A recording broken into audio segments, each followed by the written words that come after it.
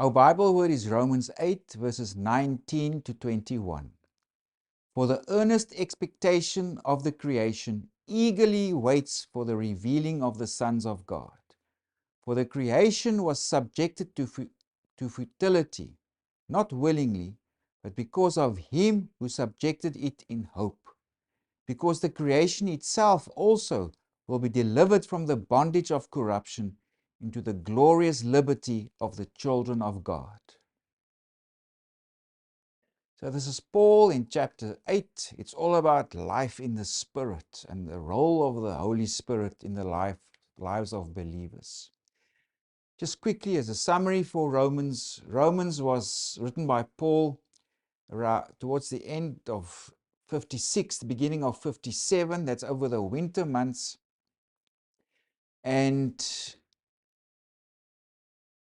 he wrote it from Corinth, and he wrote this to the Christians in Rome. This is a place he planned to visit. He didn't establish the congregation there. He knew people there, but he never visited there. He always wanted to go there. And he tells them, I want to use you also, please, as a base for me to go west all the way to Spain. So Romans is Paul's introduction to them, and he also gives them his theological CV, so to speak, his understanding of the gospel, of what happened through Jesus. And so they will know what they will be supporting if he arrives there eventually. So Paul sets out in Romans the most systematic explanation of his understanding of the gospel. So he sets out two problems and two solutions. Firstly, like from chapter 1 to chapter 3, verse 8, or the whole of chapter 3, the problem is that there's God's righteousness versus mankind's unrighteousness. In other words, God has always been faithful, but mankind has been unrighteous, or in other words, unfaithful. And Paul also comes to that conclusion, all are sinners. Whether you're Jew or Greek, whether you live under the law, without the law, all are sinners. So what's the solution? It's God's saving righteousness by faith. That is how God has healed or addressed this condition of human sinfulness. But there's also this other problem, because believers have died to sin and the law, but sin and death and the negative impact of the law still plays a role, and that's he explains in chapters 6 to 7. But he also gives a solution. It's the role of the Spirit in chapter 8. I mean, the Spirit is dominant in chapter 8. That it is mentioned there 21 times. So there's this tension, Paul explains. We have been made free. We have died to sin. We have died to the law. But we're not there yet. There's this interim period of tension. And how do we overcome this problem? Paul says it's by our life in the Spirit who empowers us, who changes us. And if we go look at chapter 8, it's about this tension, this eschatological tension in the fulfillment of God's promises through the Spirit.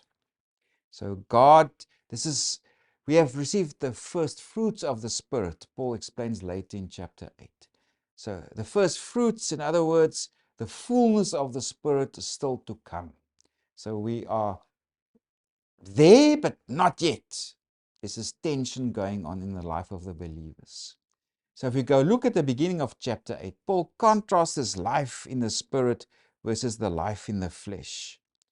Life in the Spirit means you have the benefit of Christ's sacrifice of atonement. In other words, forgiveness. It's where you experience life and peace, and your body is dead to sin. And of course, there's also this promise of the resurrection body that will come. Contrast to this is life in the flesh, that's to live under the law.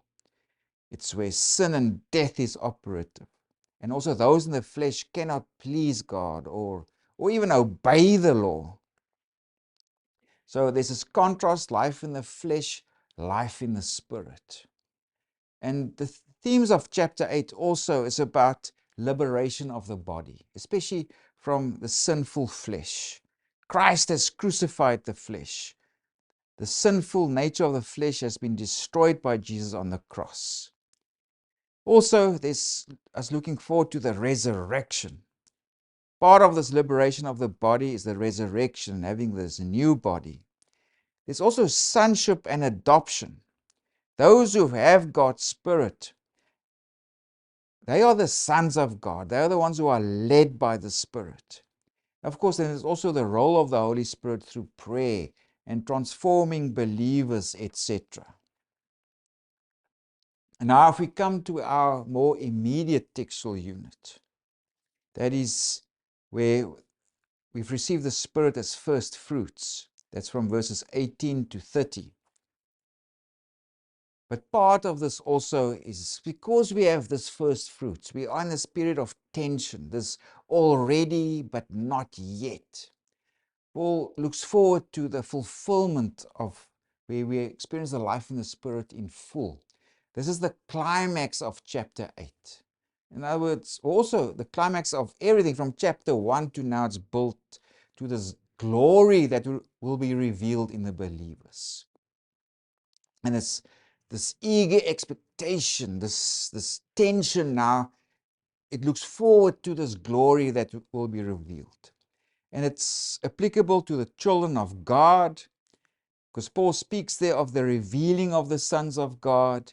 He also speaks there of the redemption of our body. But it's not only applicable to the children of God, it's also applicable to creation.